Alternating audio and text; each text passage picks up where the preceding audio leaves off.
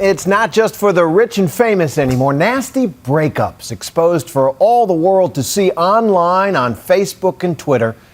Now it's easy to read up on the sordid details of battles being fought by couples you barely know. But all that TMI can come at a price, and Christie Brinkley and Peter Cook are the prime examples of what can happen to a breakup gone viral. Here's ABC's Elizabeth Vargas. Christie Brinkley is world famous for her stunning beauty. But the brawl between Brinkley and her ex-husband Peter Cook is getting pretty ugly. They could have kept it all private, but their epic personal battle is now a public spectacle. It is a war of words between a famously feuding former couple. She's requesting you be put in jail? Oh, it sits on the front page of the motion. 4 years after their divorce trial, and right before she's set to star in the musical Chicago, Brinkley smacked Cook with new legal papers. This time, she claims he violated their divorce court ruling by sending her aggressive emails. She wants him to pay her a $140,000 fine or go to jail. So how did it get to be so public this past week? I don't know. I responded to her, and we filed our cross motion on her to defend myself against her allegations. And I can only imagine that she made it public, and I think the whole thing could have been staged to coincide with her return to the stage in Chicago. You think she's orchestrating this for publicity for herself? Knowing the content of her motion, I can't imagine any other reason why she would have filed this. If not publicity or revenge, then maybe simply asking Cook to hold up his end of the deal. In 2008, after what seemed to be a picture-perfect 10-year marriage, it all ended. Cook, a renowned architect in the high-priced Hamptons, confessed to watching online porn and having an affair with his 18-year-old employee. Brinkley filed for divorce. Are you optimistic about getting custody of the kid? Oh, yes. A very public and personal trial ensued. Do you think that in some respects she's able to find a sympathetic ear in some corners because of the way your marriage ended, because of that messy, nasty divorce and the revelations about your failures in that marriage?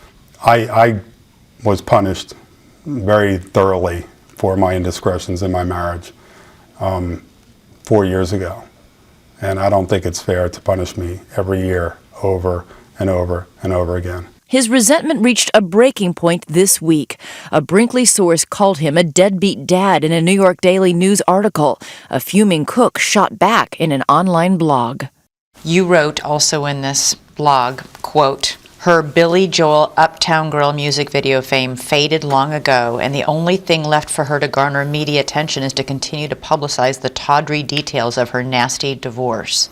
Don't you think this is a bit of a scorched earth policy here to write something like this? Absolutely. But I've been called a deadbeat dad. I've been being vilified in the press by her again for something she started. You're accusing her of throwing her kids under the bus to get publicity for her show. I sure am.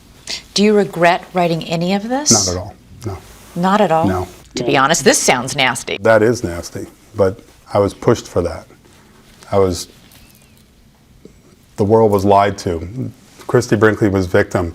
I'm being harassed. He's coming after me. Poor innocent me just trying to get on with life. I didn't do anything to her. I was not the aggressor, nor was I the aggressor in those early emails. It's the same thing.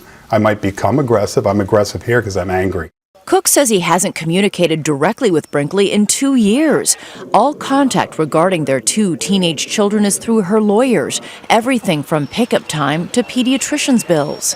From the outside looking in, forgive me, it can seem like 2 squabbling teenagers. It seems very petty. But the problem is that Miss Brinkley doesn't think, well, she thinks that these agreements were crafted to govern me and me alone, that the rules don't apply to her. What are you still fighting about? She filed a claim that I wasn't paying child support. When she took off to do Broadway last year from March to July, she put the children in my full-time care. So I wrote her lawyers and said, hey, she's gone. I've got the children full-time. How about we reverse child support for this time period? So you asked not to pay child support to her during the time period that you had the 2 kids? Correct. They were with you 100% of the time? 100% of the time. He says as soon as it became clear that Brinkley wouldn't cooperate, he paid her the money. And yet she still went after him.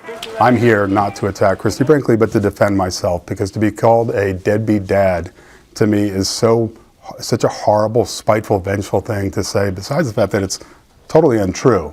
With her resources, If I was a bad guy, if you had $80 million, would you let a bad guy have your kids for a day? Or would you fight him so he never has contact with his children again? She gave me 40%. Since then, she's allowed me up to 70% of the year with the children while she's off doing Broadway. So which is it? Am I the villain that you're going to publicly castrate as she's doing currently in the press? Or am I the good dad? Because in a few weeks, she's going to surrender the kids to me again. Full time. In a statement to ABC News, Brinkley's lawyer, Tom Campagna, says she has sole custody of the children, and anything suggesting otherwise was, quote, delusional. He added, when she's away for more than 2 days per the court, the kids are required to be with their father, something Christie fought against. Both sides claim to have emails from the other proving their allegations.